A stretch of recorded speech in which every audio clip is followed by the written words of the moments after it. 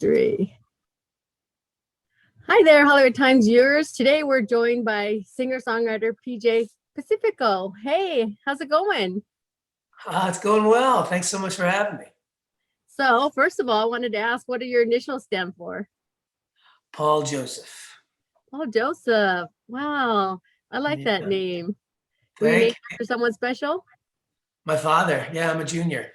You're a junior. All right, that is so cool.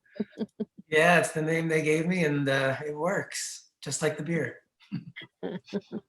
Well, I love your setting. I see you got a guitar there on the floor, a guitar case. Yep, yeah. I got a mic here, and I record and do vocals here and stuff. And did a lot of recording through the pandemic, thanks to technology. Right here, did a lot of songs, especially the new single, "Every Little Heartbreak." I sang it right here in this seat. It's an amazing song. It just it made me cry, in a good way, you know. Wow, thank you. Wow, I'm so glad I connected with you that way. Thank you. It did. I had to like listen to it several times. Great, it's really a great song. So you wrote that there, and what was inspiration for writing that song? Well, excuse me, I wrote it with my friends Garrison Starr and Valerie Broussard, and Garrison produced it as well. She killed it, and she sings all over it with me.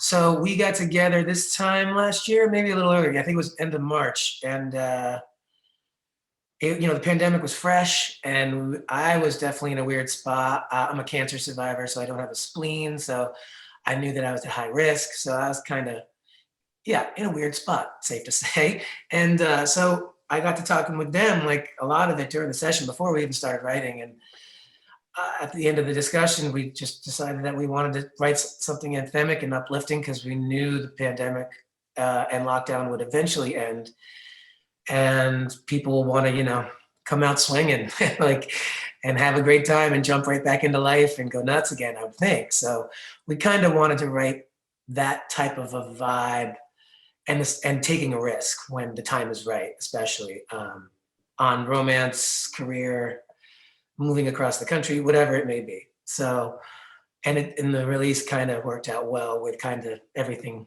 opening up back up again, sort of. So we're excited. Yeah, it's like almost, like what are people going to take away from it? There's so much, like you just said, the romance and what we all took this differently.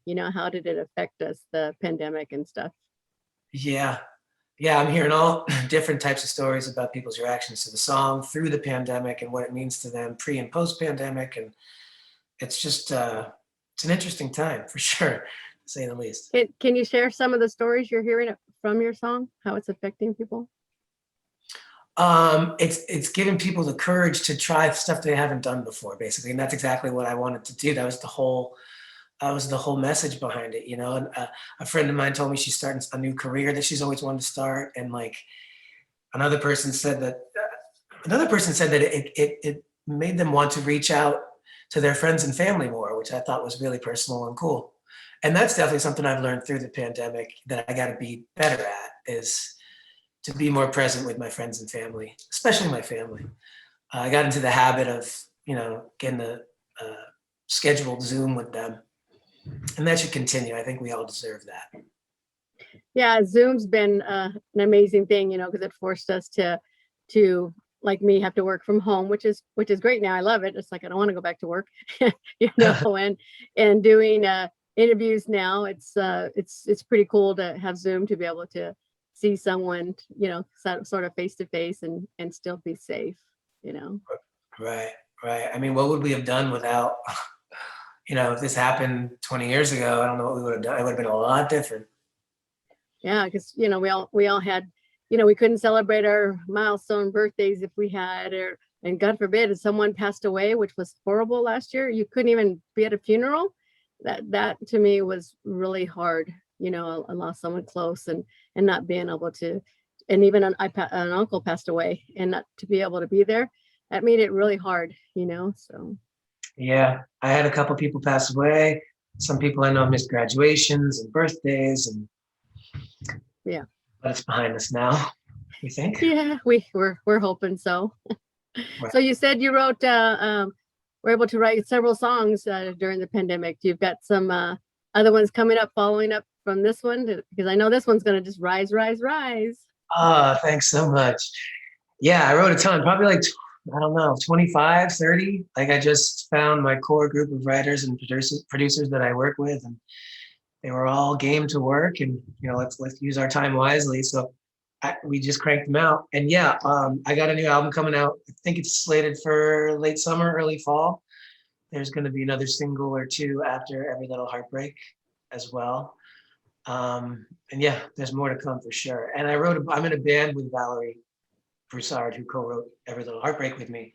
We're called Signals and Smoke. And we wrote a ton of stuff for the band last year as well. So she has a solo project coming out too. I think it's an EP. And after our solo stuff has kind of done its thing, we're gonna release our new material as a band when the time is right. It's exciting.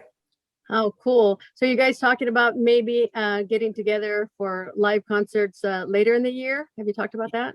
Yeah, definitely. I want to get back out to LA, and I don't know, Hotel Cafe is where I usually play out there in either the small room or the big room with friends. I'd love to do that. I'd love to see my friends. Venues are starting to contact me at home around here in Connecticut and New York City. So it's slowly starting to get out there. I mean, a full tour, I don't think I'm prepped for that right now, but like some one-offs for sure. Yeah. Just to get it back. That'd be great. Yeah. Have you done any kind of like on Facebook or any of your social media, have you done any kind of virtual concerts for your fans? Yeah, especially this time last year and through like the summer, I did a lot of those private ones, public ones. Yeah, a lot of private ones. And then slowly people started bringing me to their backyard, socially distanced and totally spaced out. And that was surreal. That was like kind of trippy. Like I hadn't done it in a while, and everyone was just so psyched, A, to be around people, B, to be having wine and just having snacks and laying on the blanket and listening to me. And there was a little bit of chatter, but usually I'm a stickler about that. But I'm like, you know what? Let them go, whatever. And they were, it was just little mouse-like chirps, but yeah, it was just like I don't know. And when it happened a couple more times, they were really, really special nights. I loved them. I never wanted to stop playing. Oh my goodness. Well, let's kind of talk about your path of your career. What got you into wanting to become a songwriter? Well, let's see. I was a drummer growing up. Oh, cool. Till right up through high school. I was in high school bands and stuff, and I couldn't bring my kit to college. So my parents were like, "What would you like for graduation?" And I'm like, "An acoustic guitar, I guess." So I didn't really know what I was doing. So I taught myself how to play from a book of basic chords in my dorm room, and wrote a lot of really horrible songs. But I loved the feeling of doing it. And I was like, I know these are horrible, but I love it. So I just kept doing it and slowly got less bad. I don't know if I got better, but I got less bad, let's say. And eventually I was in a band after college that faded after a while. And in between getting picked up by Viper Records in New York, I was writing songs and had some acoustic demos. I landed what I thought was an internship at Viper that turned out to be a job. And at the right time, I was like, check out my acoustic demos. And Jonathan Stewart was like, if you produce these a little bit, make them a little bigger, I'll release them on Viper. And I was like, oh my God. So that's been my home from the beginning, from label. But even before that, my mom was a big singer. And when I was a kid growing up, ever since I can remember, she was in a number of barbershop quartets, and she'd always hold the rehearsals in the kitchen. So I was hearing 4-part harmony, like from the womb, pretty much. So like I was always drenched in that sound. I was fascinated by what was going on in the kitchen. I was just like, what is that? That sounds amazing. So I think that's how I kind of got the bug, and definitely how I learned harmony from my mom, all my mom. Aw, awesome. You got a great mom there. Yeah, she's the greatest. That's so cool. Oh my gosh. So what was your first song that you wrote? Do you remember that? Well, my mom and I made a parody of David Cassidy's I Woke Up in Love This Morning. to we had a family dog, and of course the dogs go out in the morning. We switched it to the dog's perspective of I went out and crapped this morning. And there's a whole funny verse after that. So maybe that's technically my first co-write with my mom. I went out and crapped this morning, or I woke up and crapped this morning. But my second horrible song was how long will it take? And I like jumped keys. I didn't know what the hell I was doing. It was just, I don't know. The lyrics were pretty bad, but yeah, it was called How Long Will It Take? Well, those are two interesting songs. Yeah, exactly. Oh my gosh. So has your career taken you around the world? I've seen a lot of the world through music. The band out of college, we did some USO tours for the troops. So the first one was the Middle East. I saw like Jordan, Egypt, Wow. Jordan, Egypt. God, what was the other place? There was one more place spacing. So I saw the Middle East, and the second one was like in the islands, like Honduras, Cuba, Ecuador, Puerto Rico. It was crazy. So, and they were all military bases. So that was my first experience, which was great. And then my solo career, I ended up on the same roster as Garrison, actually, for a European booking agent. That's how we met. And a woman named Miriam Hendricks brought me over to Holland and Germany for my first tour. And I think 2010 or 11, I did a bunch of European tours as a solo artist, and Garrison and I did one as well. So yeah, I've seen a lot of, I've been lucky enough that music has, made me see a lot of the world. Places, I don't think I'd see the pyramids. I don't know, maybe I would have seen the pyramids by now, Right. but it was just so weird to be on a camel and like look at the fellas and be like, I can't believe, check out the Sphinx. Don't we have sound check? Like it's just so weird to say that. It's very strange. Well, all those places that you visited while you've been around the world, when you were able to fly again and safely, which one would you like to go back to first? Oh, Europe for sure. Holland. I love my Dutchies. I had a lot of fun. And kind of medium success there, radio wise and fan wise, a little more than here. Holland and Germany, pretty much. So yeah, I think I would hands down. After I go see my friends in LA that I'm dying to see, yes, now you of course, in person. Yeah, I jump a plane to Holland in a heartbeat. Yeah. So how long have you been? Were you born and raised in Connecticut? Mm-hmm. Yeah, and but I've toured a lot, and again, I've seen a lot of the world. So I'm like, you know what? I don't know. I go to LA and Nashville all the time, pre-pandemic, and now I will again. But I almost moved to New York City a bunch of times, and I'm just like, it's right there. I'm like 35 miles out, so I'm just like, it's always been my city. Yeah. And I almost moved to LA like 5 times, got this close, but it just. My brother-in-law got sick, and then other stuff started happening. It just wasn't the right time, but I don't know. I don't feel like I'm missing out because I feel like I got it down, and I love to travel. So I love bouncing around. So how is it to be when you go to Nashville? How's that like as a musician and a songwriter?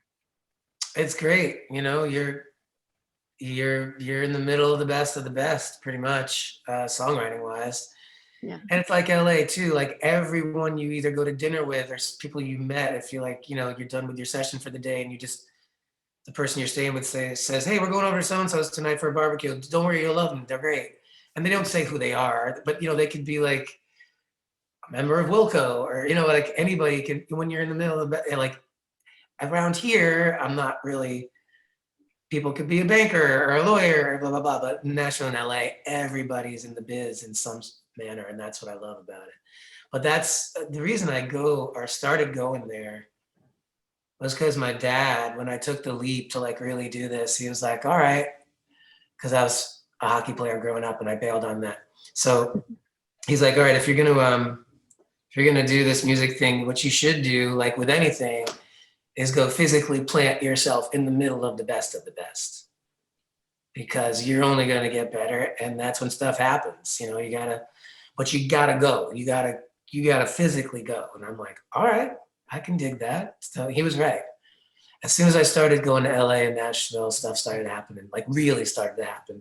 What I considered really started to happen for me. And I haven't stopped. It's great. Wow, I that's love cool. So, what is this? What is sync licensing? You know, when you do like commercials and stuff, what is that? I mean, like what is the process? Yeah, like what's the process for that? Oh, there's a few. We either get briefs for a specific show or commercial or something that the music supervisor is looking for specifically, and we go for that.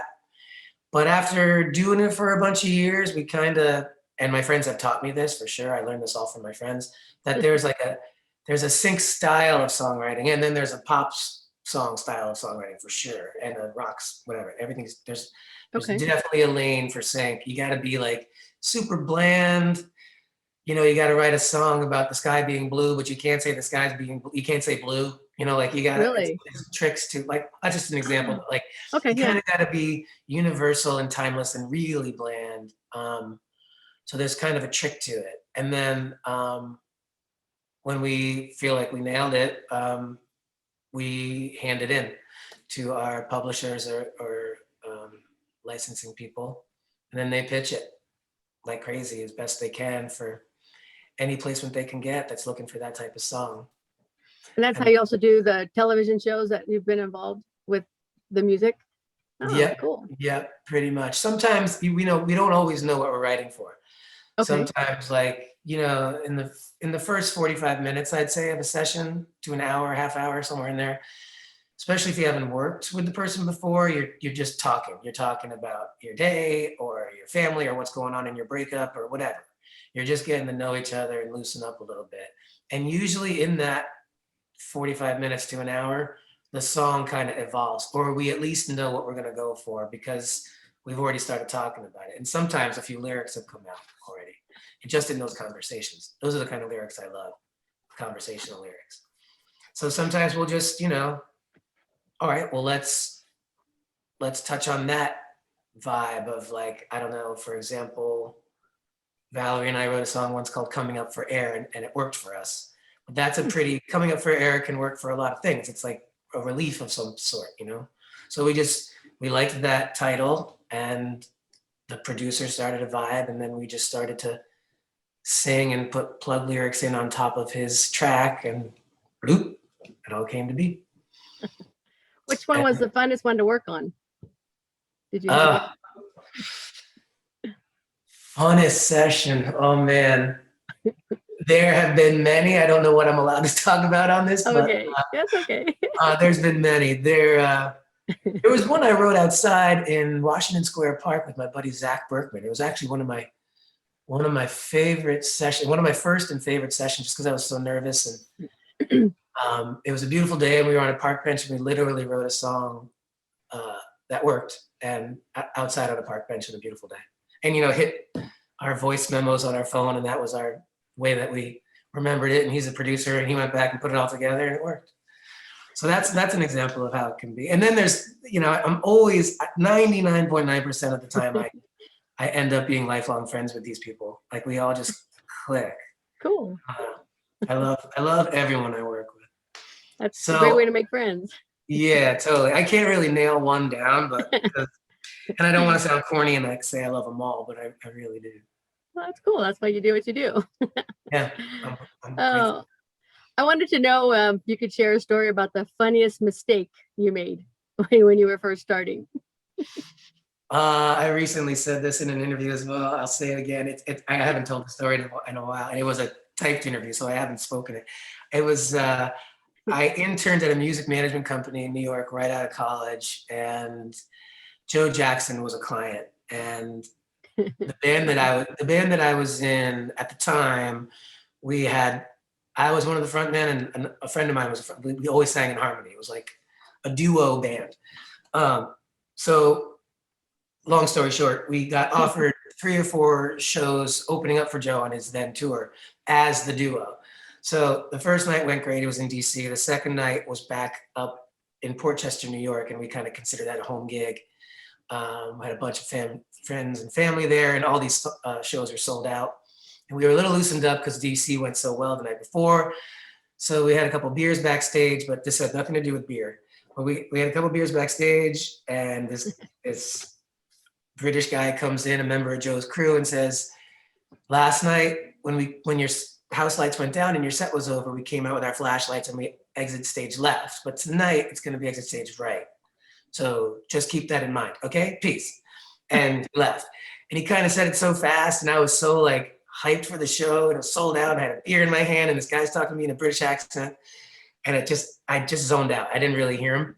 So we do our set, and we crushed it. And I felt really good about it. Lights went down. It was a great response.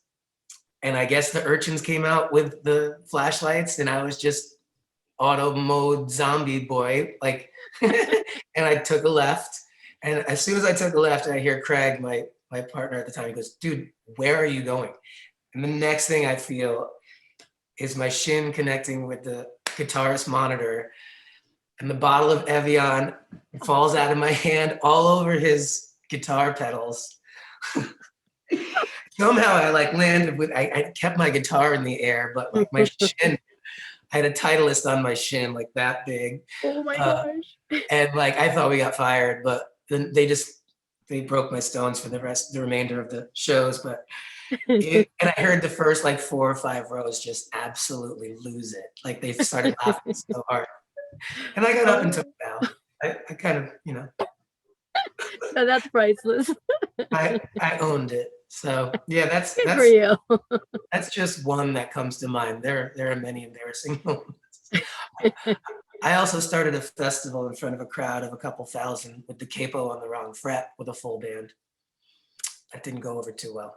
But I only did that once. I stress once. I definitely learned my lesson. And here you are.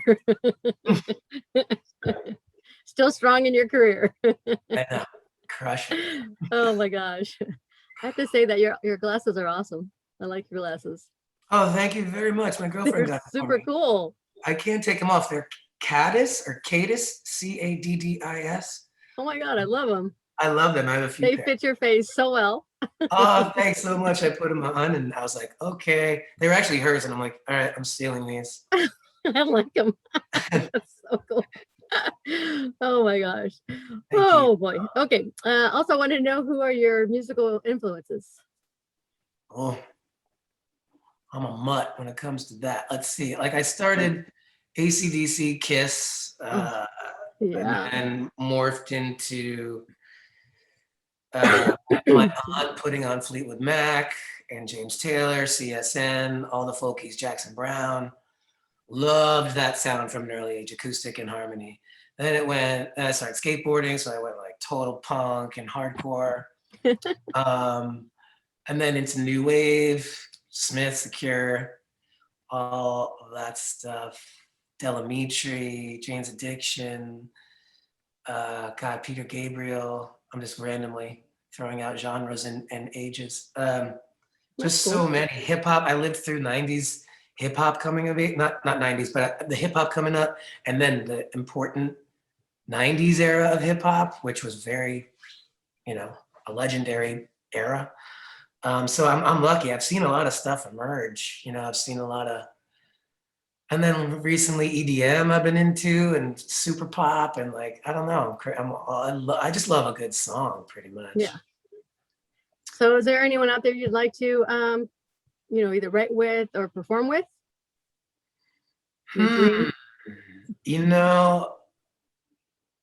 During the pandemic, I listened to Noah Gunderson's album called Lover. I don't know if he's a co-writer. If you haven't heard him, check him out. He's fantastic. I'd love to write with him one day. My buddy Greg Holden, I'd love to write with.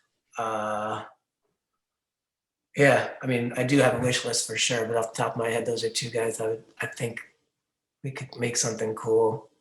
And to perform with, well, you mean like tour with? And yeah.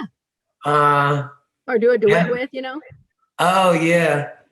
Band of Horses I've been listening to a lot lately again. I used to be obsessed with them, and now I'm like, they're hitting me again. So that would be cool to like collaborate with that dude or those dudes, Wow. or do some shows with them. I think that would be a lot of fun. Yeah, stuff like that. What other bands? I don't know. Man, I can't think off the top of my head. Noah and Band of Horses, I I'd have say. to check Noah out. Sounds great. Thanks for Yeah, that. he's cool. I was familiar with his older stuff or his earlier stuff, but I heard one song off of Lover and was like, whoa, this sounds a little different. And then I loved the whole album. So yeah, it's a good one. So do you have like words of wisdom for any upcoming new songwriters that you Keep want to writing, share? keep writing, keep writing, keep writing. And once that's done, just write another one. That's all I could say. People told me that early on, and it Yeah. didn't really sink in till later on, or didn't make sense till later on, especially co-writing. Oh, that's another thing. If you haven't co-written yet, please try it. It's two heads are better than one, or three, or four, whatever. And At least, how do you find co-writers? I mean, what did you do the first time that you co-wrote with someone? How did you get hold of that person? well, through friends. Mhm. Garrison opened a door for me, and I wedged my foot in it and pried it open and never left. We were on the road together, and I was driving, and she'd be on the phone talking to Secret Road, her company at the time, and she was talking about songs being due and turning songs in, and I was like, "What is she talking about? It sounds so cool, but I don't know what she's talking about." So she finally explained it to me, and it sounded fascinating. The whole co-writing, either for other artists, for you, or for TV, film, commercials. I'm like, all right, well, what do I do? She was like, you know what, dude? I think you'd be really good at it. So I'm gonna set you up with a week in Nashville. And she did just that. She set me up Wow. with like 4 or 5 sessions in Nashville with some heavy hitters like Topher Brown, Alan Salmon. Like those were a couple of my first writes. And man, she really helped me out there. So after my session with Topher Brown, which I think was my second, he put me on an email thread with Brooke Fremont at the time was with Razor and Tie Music Publishing, which is now Concord. And he said, I really like this guy. We should have him on our team. And I was like, oh my God. And the next week I was in her office and I signed a deal a couple months later. So I kind of lucked out. It was kind of serendipitous, but if that wasn't the way I went, if Garrison didn't open the door, I would recommend to people that at this point, I would think they're either with ASCAP or BMI or some sort of PRO. I would recommend reaching out to their point person there and saying, can you get me to a camp or a couple sessions, or, just, you only really need like 2 or 3 to kind of like, then you can kind of expand off of those and it starts to branch out a little bit. That's what I would do. Like, just ask for a favor or ask advice. People love to be asked advice. It's flattering. So that's what I would say. Go to your ASCAP or BMI or whomever your rep is, flatter them and say, I would like some advice. Well, how do I go about co-writing? Because it seems super cool.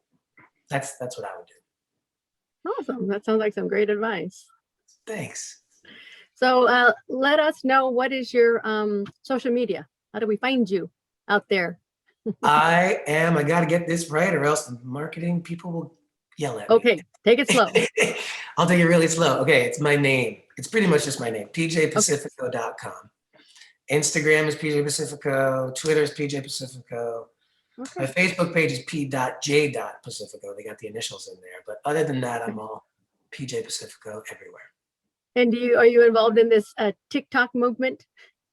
I just jumped in. I just got convinced to do it. And I'm still learning and having fun with it. But I'm like, it's the wild, wild west out here times 100. So Really? yeah, it's fun. I figured it out. It's a lot of fun. But yeah, I just joined. And I'm PJ Pacifico there too. All right, cool. Well, we'll make sure we have that in writing as well when I put this up for you. So everybody will have that. That's great. So what else are you working on, like coming up in the future here? I'm Besides talking the album. talking with the label about getting all that organized and probably going to start promo for the next single soon.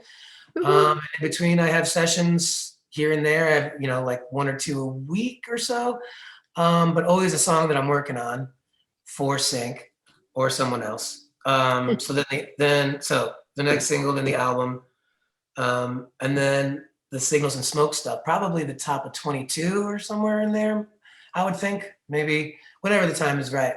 So yeah, and all that's done. So I'm just going to continue to write in my spare time in between my album stuff and the band stuff. I'm going to continue to write for Sync and stuff like that. So when can we expect a co-written song with you and your mom? Oh, wow. She's a little slower these days, man. That's weird that you say that. We still sing. She's a little slower, but just this past Easter when we were together, I threw on John Denver, and she started singing along in perfect harmony, like didn't miss a beat, and it totally brought me to tears because communication is just a little slower. So, but as soon as she was on my shoulder, as soon as I pressed play, she was like, bing, singing along with me in perfect harmony. So I think I missed the window on that. It's weird. I got asked in another interview, 5 things you wish you could have done when you first started, or somebody told you to do when you first started something, and the 5th one was write a song with your mom. So I definitely can still write one for her, and I already have, so she's heard them. So yeah, and anything that I write for her, I have a feeling she's going to hear anything I write anyway, no matter when it is, or if she's that'd be cool. You know, you write a song about your mom for your mom, and then you could have her maybe sing one line or something. Would be cool to put in there. Wouldn't that be awesome? That would be sick. Yeah, that's a good thought. Wow. Yeah, she could still rip it for sure. And she could come right over here and sing in that mic right there. She doesn't have to go to any scary studio. Yeah, there you go. So, you know, you can work on that and put that out for the holidays or next Mother's Day. You know, it'd be something cool. You're right. All right, now my wheels are spinning. I didn't think of that. That's right. She could just sing a couple lines. Right? And that would be so awesome. You know, and we can really publicize that. That'd be awesome. Yeah, that'd be cool. That'd be really cool. I'll think about it. Thank you. Oh, no problem. So do you have any closing words for us? Check out the song, Every Little Heartbreak. It's out there on all the things, on all the computer machines. There's a video for it. There's a video for it on YouTube, on my YouTube channel, which is PJ Pacifico. Yeah, it's on Spotify and all those things. Thank you so much for having me. This is great. I'll come back anytime.